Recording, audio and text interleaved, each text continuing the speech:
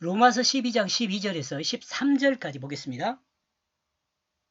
소망 중에 즐거워하며 환난 중에 참으며 기도에 항상 힘쓰며 너희는 이 영원한 구원에 대한 확신에 찬 기대에 즐거워하라. 너희는 이 기도에 성실하라.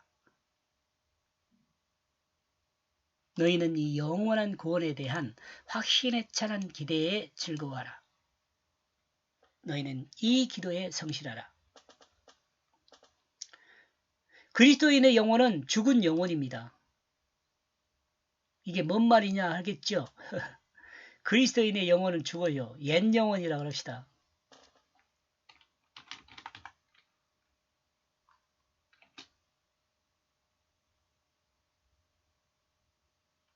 그리스도인은 자기중심이 죽어 그 생각이 없습니다. 자기중심은 그 음이죠. 생각은 혼이에요. 혼. 그러니까 영혼은 자기중심과 생각, 이것이 영혼이에요. 옛 영혼. 하나님을 반역한 후 사람의 영혼은 하나님의 그 반역죄로 죽었습니다. 그런데 이 하나님을 반역한 사람의 영혼이 구원을 받을 수 있는 길이 열렸습니다. 영혼이 구원을 받을 수 있는 길은 예수 그리스도의 십자가 대속과 부활을 통한 길입니다. 제가 여러분 여기 이 죽은 영혼이라고 했잖아요. 죽은 영혼. 근데 요 밑에서는 뭐라 그래요? 하나님은 반역한 사람의 영혼이 구원받을 수 있도록 했다 그러잖아요.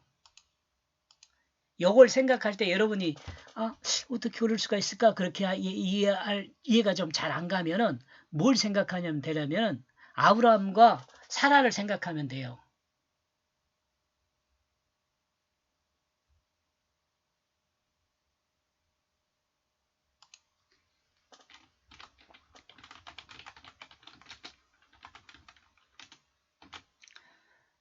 왜냐하면 아브라함과 사라에게 죽은 것 같은 생명에 대한 죽은 것 같았는데 이삭을 출생하게 하잖아요. 이걸 생각하면 돼요.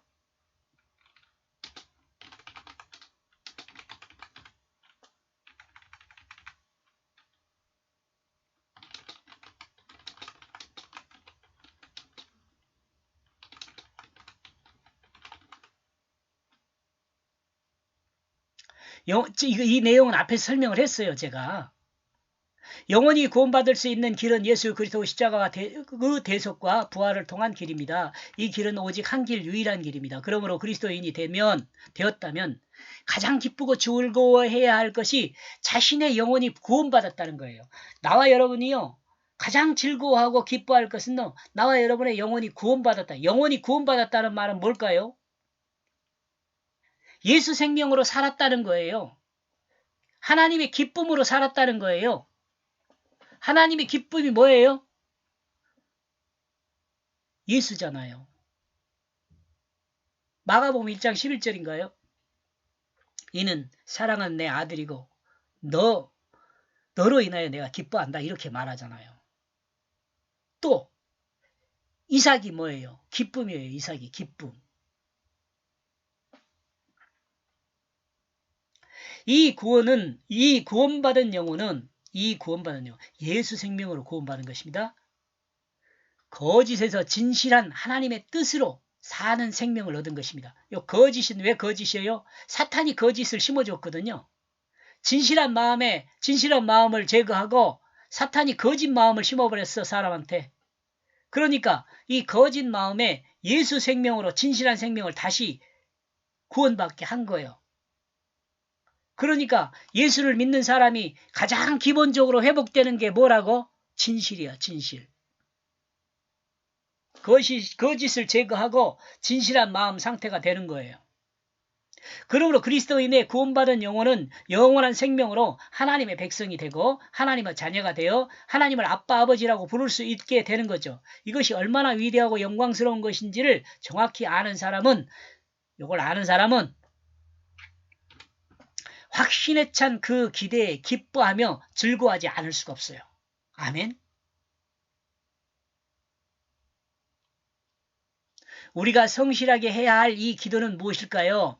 우리의 기도 대상은 하나님입니다. 우리는 하나님께 기도하죠. 여기서 성부 하나님, 성자 하나님, 성령 하나님으로 구분하여 누구에게 기도해야 하느냐 논쟁은 아무런 의미가 없어요. 무의미합니다. 제가 왜 이렇게 이야기하느냐? 제가 어렸을 때 주일학교 다니면서 제가 기억력이 좀 있는가 봐요. 주일학교 선생님들이 그랬어요. 예수님께 기도할 것이 아니라 하나님 아버지께 기도해야 한다고. 아이고, 지금 와서 생각해 보니까 그 말도 별로 틀리다고 할 필요도 없어요. 의미가 없어요. 그 하나님께 기도하나, 예수님께 기도하나, 다 하나님께 기도하는 거예요. 우리는 하나님께 기도하기 때문에 기도는 이 땅에서 자신의 욕심을 채우기 위한 기도를 아뢰는 것이 아닙니다.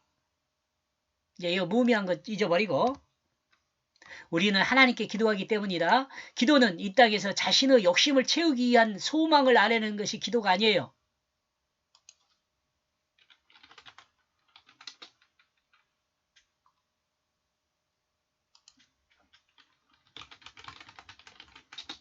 그리스도인의 기도가 아니에요. 예수님을 닮은 사람의 기도가 아니에요.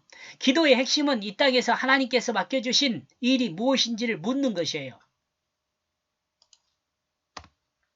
기도의 핵심은 이 땅에서 하나님께서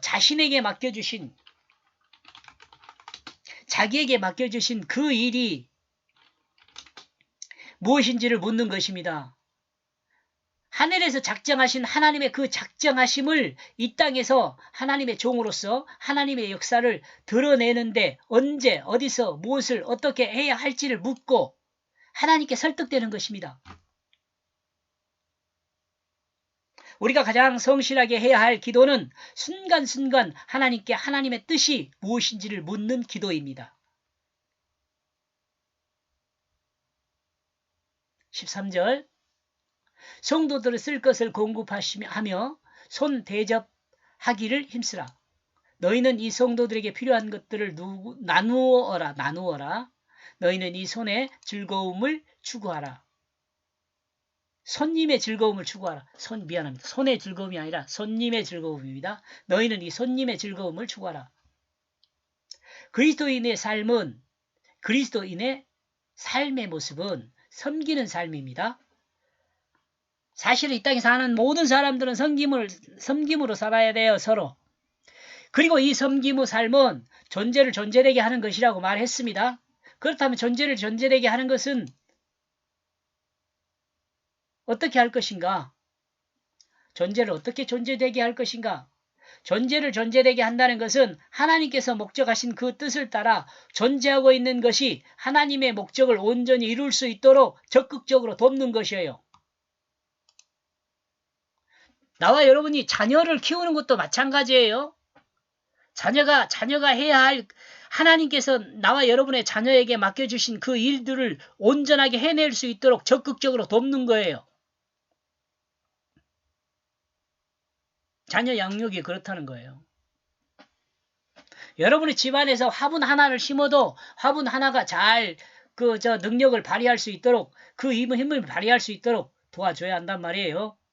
그러므로 각각의 사람이 각각의 일을 잘 감당할 수 있도록 돕는 것이 성도로서의 삶이라고 말하고 있어요. 섬김이 성도들에게 필요한 것은 나누어주는 것이라 할 수 있습니다. 물질적으로 나누어주는 것도 있지만 다양한 방법으로 섬기는 것이 많아요.